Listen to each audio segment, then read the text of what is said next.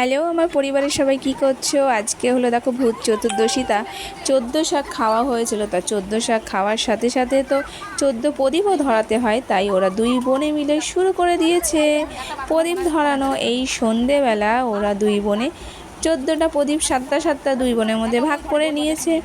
ভাগ করে নিয়ে এবার ওরা প্রদীপ ধরিয়ে বাড়ির চারপাশে দিতে শুরু করে দিয়েছে।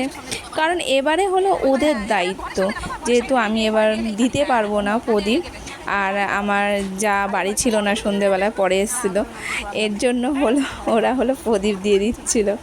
এই দেখো ওরা তাড়াতাড়ি করে ঝটাপট করে প্রদীপগুলো সাজিয়ে সাজিয়ে দিচ্ছিলো যে কোথায় কি দিতে হবে না দিতে হবে। আর যেহেতু বাড়ির চার কোণাতেই দিতে হয়, চার কোণায় উপর নিচ যেখানে হোক যাই হোক সারা জায়গায় আলো করতে হয়, তাই ঝটাপট করে ওরা দুই বোনে মিলে প্রদীপ দিয়ে দিচ্ছিলো।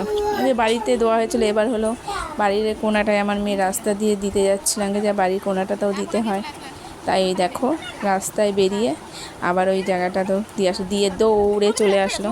মানে ওরা ভাবছে যে আমরা কতক্ষণে প্রদীপ দেওয়াটা শেষ করব। আর প্রদীপ দেওয়া শেষ হলেই তো ওদের বাজি ফাটানো এই দেখো শুরু হয়ে গেছে। দেখেছো, ফার্স্টে তো ওরা তারাবাজির থেকে শুরু করে দিয়েছিল। প্রথমে তো পুকুকে ডাকছিল, পুকু তো ভয় পাচ্ছিল যে না ও ফাটাবে না। এই দেখো তারপরে ওর সাহস হয়ে গেছিলো। এই দেখো না, দেখো কিভাবে বাজিটা নিয়ে ও আনন্দে আনন্দে লাফিয়ে লাফিয়ে বাজি ফাটাচ্ছিল।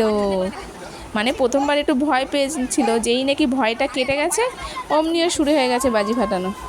তারপরে এই দেখো আবার একটা তুবড়ি বাজি ফাটিয়েছিল এই যে আমার মেয়ে, এটাও আমি ভিডিও করেছিলাম। যাই হোক তুবড়ি হয়ে গেল। এই দেখো তারপরে রং মশলা, এই রং মশলা আবার ফাটাতে শুরু করে দিয়েছে।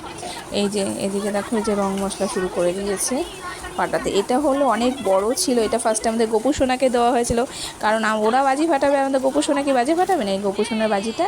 তাই ওরা 3 ভাই বোন মিলে একসাথে বাজিটা ফাটাচ্ছিল। এই দেখো যা শেষ হয়ে গেল। এবার ফানুস ওড়ানোর পালা। তখন আমার যা চলে এসেছিল। এবার ওরা 3 জনে মিলে ফানুস ওড়াচ্ছিল, আর আমি বসে বসে দেখছিলাম।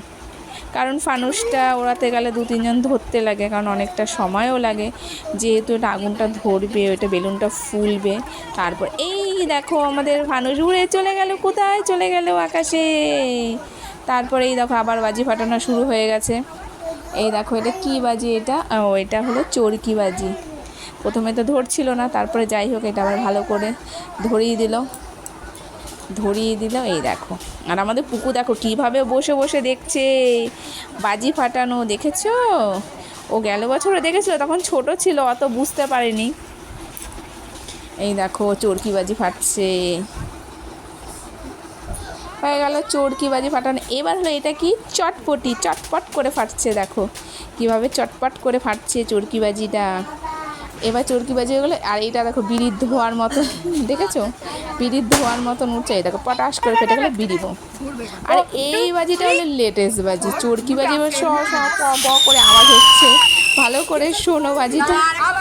একবার ঘুরে আওয়াজ হবে, আবার হবে, দুদিকে আছে না, আবার হবে। দেখেছো? তা তোমরা কে কি বাজি ফাটালে আমাকে একটু কমেন্ট করে জানাও।